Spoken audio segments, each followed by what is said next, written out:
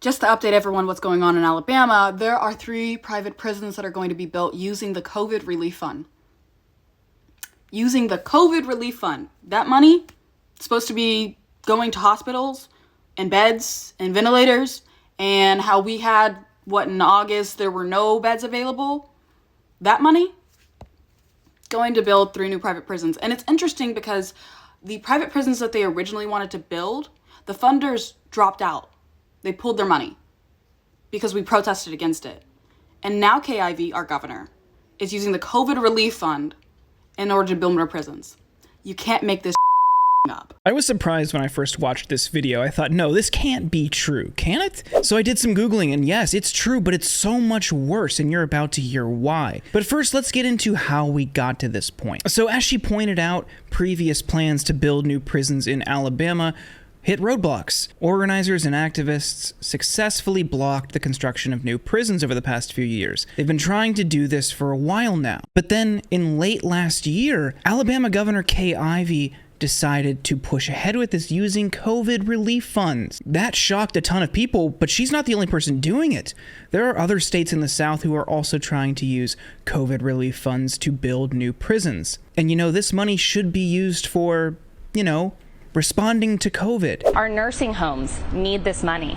Our rural hospitals especially need this money. And because our rural hospitals are failing, our urban hospitals need this money. Investing in hospitals and upgrading infrastructure, buying new equipment, doing things that would directly respond to the virus. That makes sense, But no, instead, these southern states are using them to build private prisons. And it's not surprising to hear Mississippi and Louisiana are planning to do something similar because they have 2 of the densest prison populations in the country. There are 17 states who are trying to use COVID funds to build or invest in prisons. It ranges from several $1,000s to millions. And in Alabama's case, they want to use $400 million in COVID relief money to build new prisons. $400 million? That's 5 times as much as Alabama plans to use on hospitals. 5 times! Their priorities are so backward. And Alabama has notoriously bad prisons already. There's already a Department of Justice lawsuit against the state because there's so much abuse by both inmates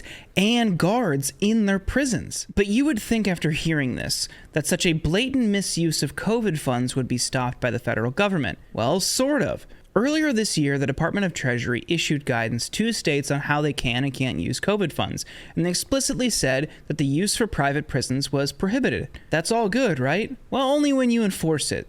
So Alabama just kept going, and they continued on with their plans. And the Department of Treasury hasn't done anything yet. They haven't stepped in and said, hey, you can't do that. We explicitly said you can't use your money this way. They're just letting it happen. There is somebody trying to do something about it. It's the inmates. On Monday, more than 60 inmates in Alabama filed a lawsuit asking the Department of Treasury to do something about this. They're basically begging the government to do its job. It shouldn't fall on people who are incarcerated to ask the government to enforce its own rules that it created. They clearly see the money isn't going to be used to make a better prison, to make a safer prison. They understand clearly, because they're a victim of it, that these states are just going to use the money to expand the prison industrial complex. So here we are. The federal government isn't doing its job. It isn't enforcing the rules that it created. And now a group of inmates are begging them to do it. This is unbelievable.